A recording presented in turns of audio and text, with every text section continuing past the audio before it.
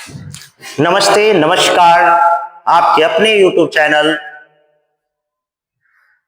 अनमोल classes में आप सभी छात्र एवं छात्राओं का हार्दिक अभिनंदन वंदन करता हूं। मैं आप लोगों को कल बायोलॉजी क्लास 9-10 का इंट्रोडक्शन पढ़ाया था, जिसमें से मैंने क्लास को समाप्त किया था माइक्रोबायोलॉजी समाप्त करके। उसके बाद मैंने बताया था कि कल से आप लोगों का काइंड्स ऑफ बायोलॉजी चलेगा।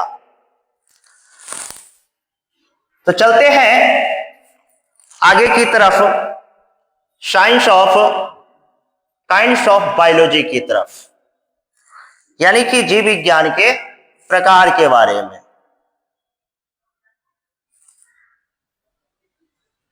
जीव विज्ञान के प्रमुख शाखाओं के बारे में जानेंगे।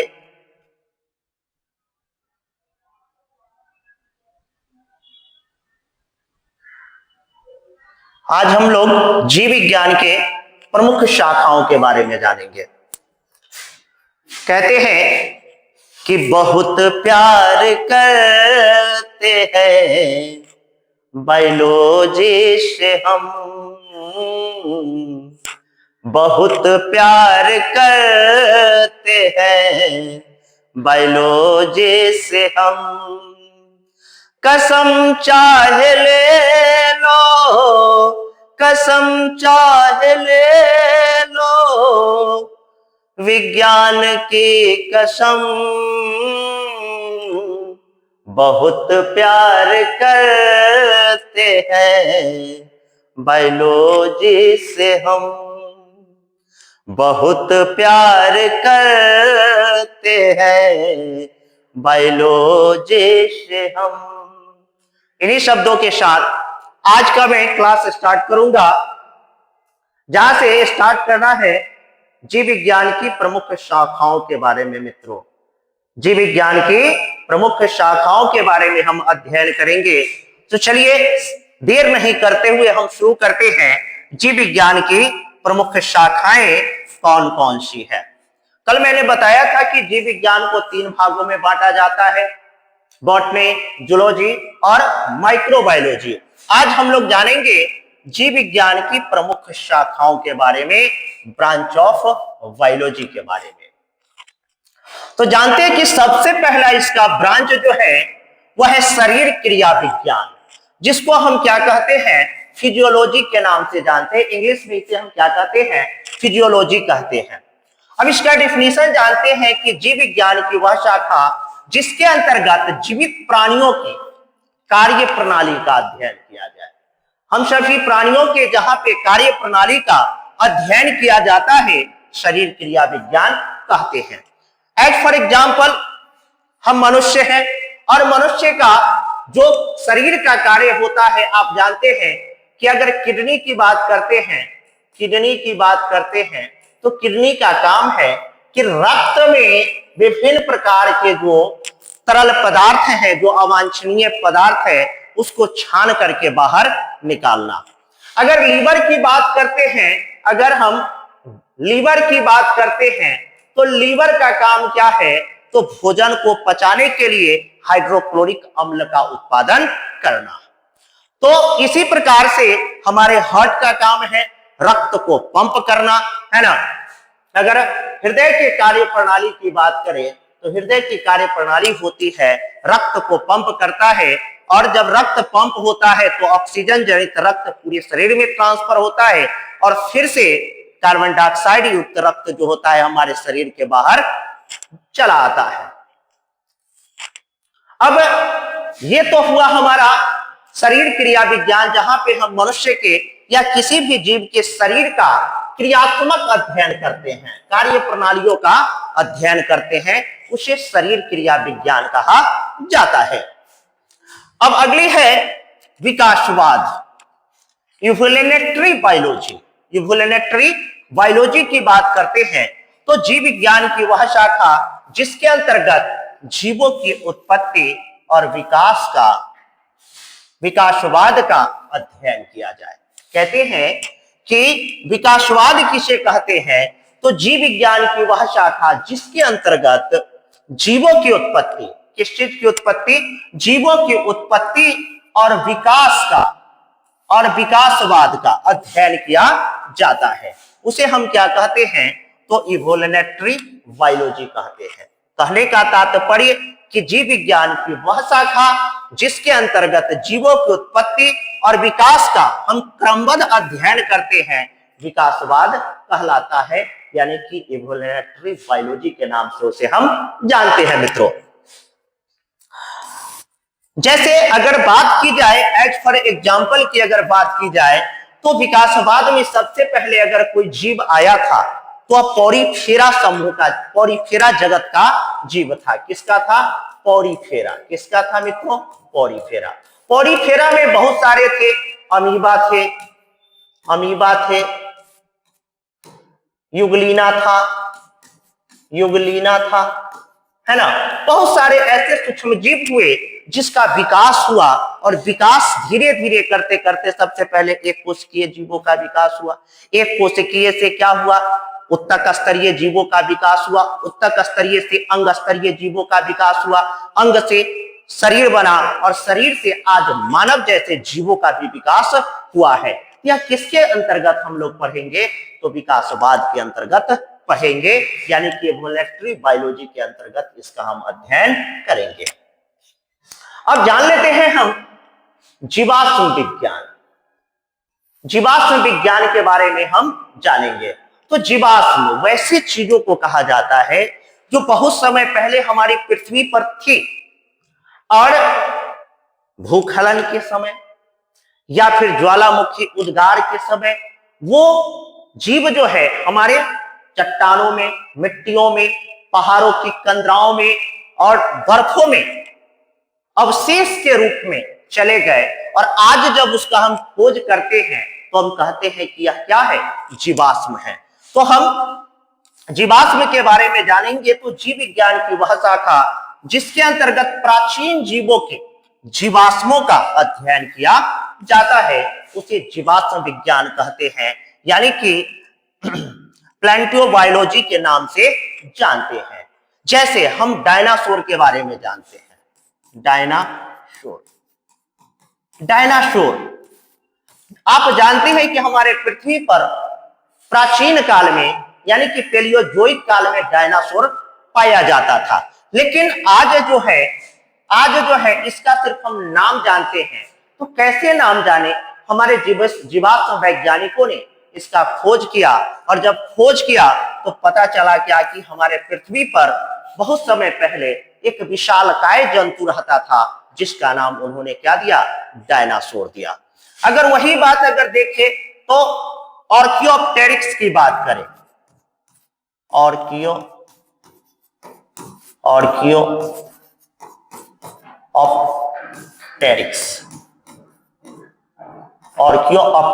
की बात करें तो इसमें दो प्रकार के गुण थे मित्रों। इसमें कितने प्रकार के गुण थे, दो प्रकार के गुण थे। आर्कियोप्टेरिक्स जीवाश्म के बारे में हम जानते हैं, इसमें दो प्रकार के गुण थे। तो एक था सरीसृप का, क्या था, सरीसृप का गुण था, और दूसरा जो था वह किसका था, तो पक्षी का गुण था।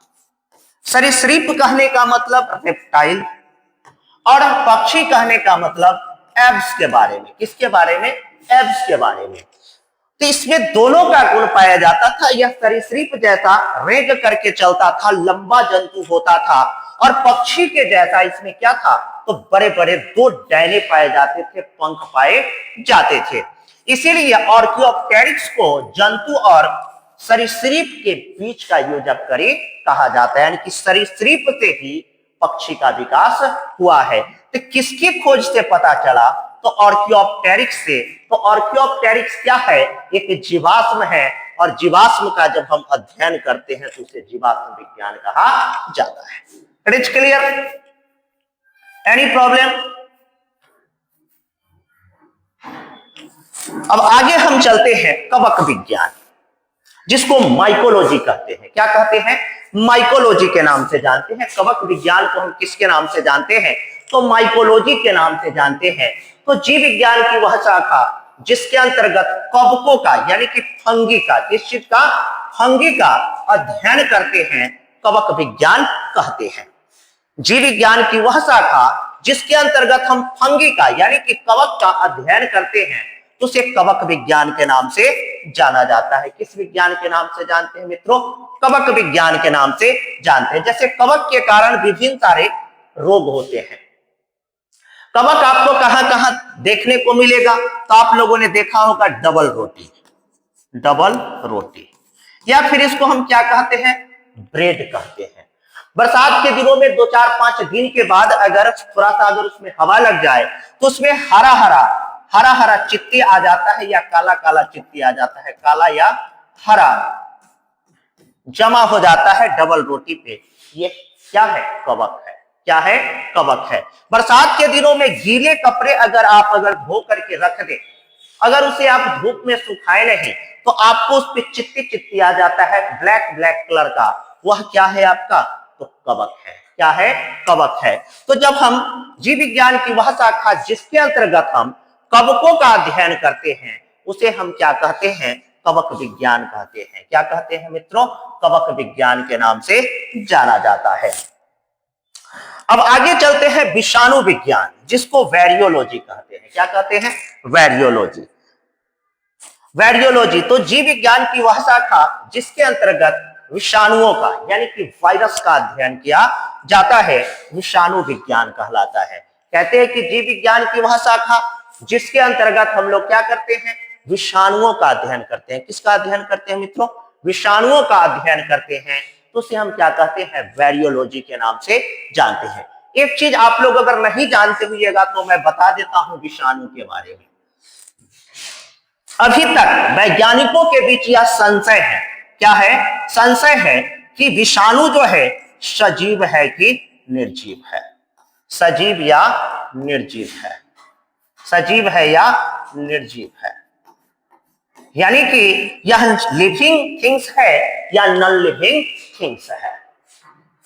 अगर वायरस के बारे में कहा जाए, विषाणु के बारे में कहा जाए, तो जरा आप बताएंगे कि यह सजीव है कि निर्जीव है? तो आप जान लीजिए कि ये जो वायरस होता है यानी कि वायरस जिसे यानी कि विषाणु कहते हैं, वह न तो सजीव है न तो यह निर्जीव है। यह सजीव और निर्जीव घटकों का योजक कड़ी है, यानी कि यह कनेक्टिव लिंक है, यानी कि निर्जीव से ही सजीव का विकास हुआ है। जैसे वायरस अगर वातावरण में हो, यहां अगर वातावरण यानी कि कहने का मतलब कि सराउंडिंग में हो, वातावरण में पाया जाता हो, पर्यावरण में पाया जाता हो, अगर यह घूम रहा है, असंख्य वायरस घूम रहे हैं, यह निर्जीव है।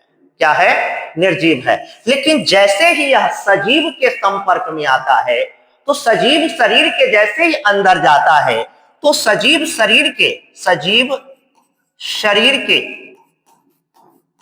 के कोशिकाओं का उपयोग करता है। क्या करता है? यह सजीव शरीर के, अगर शरीर से बाहर है तो वह निर्जीव है, लेकिन किसी माध्यम के द्वारा, जैसे जल के द्वारा, हवा के द्वारा, भोजन के द्वारा, अगर हमारे शरीर में अगर क्या पहुंचता है? विषाणु पहुंचता है, तो हमारे शरीर को ही क्या करता है? हमारे शरीर की कोशिकाओं का वह क्या करता है? उपयोग करके सजीव हो जाता है। जैसे आप लोगों ने सुना होगा कि वायरस जनित रोग यानी कि विषाणु जनित रोग के बारे में, तो सबसे पहले आप जानते होइएगा एड्स बहुत पॉपुलर बीमारी है। क्या है? एड्स है। यह क्या है? तो एड्स एक लाइलाज बीमारी है, जो कि किसके कारण होता है? तो HIV वायरस के कारण होता है। HIV वायरस के कारण होता है। किसके कारण होता है? HIV वायरस के। लेकिन जब तक यह सजीव शरीर के अंदर कैसे आता है? या सेक्सुअल रिप्रोडक्शन के अंतर्गत आता है, यानी कि जब तक आप शारीरिक संबंध नहीं बनाएंगे तब तक एड्स नहीं आएगा। या फिर संक्रमित रक्त को चढ़ाने से, किसको चढ़ाने से?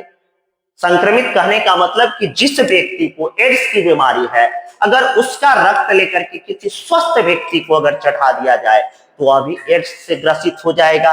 या फिर संक्रमित माता से संक्रमित, अगर मान लेते हैं कि कोई महिला एड्स से ग्रसित है, अगर किसी बच्चे को जन्म देती है तो अगला आने वाला बच्चा भी क्या होगा, एड्स से ग्रसित होगा। चौथा, यह फैलता कैसे है?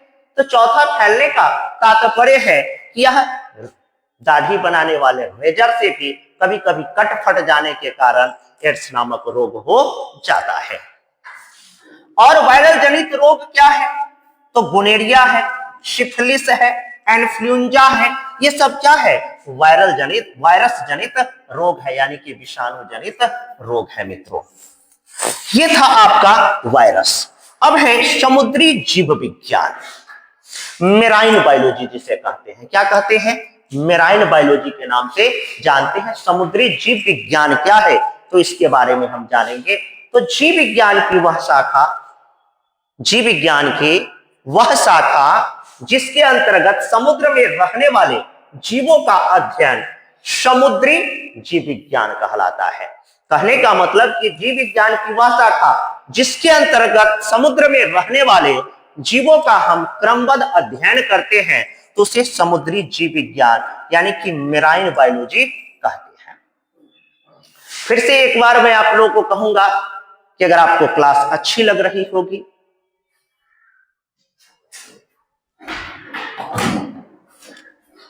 क्या यार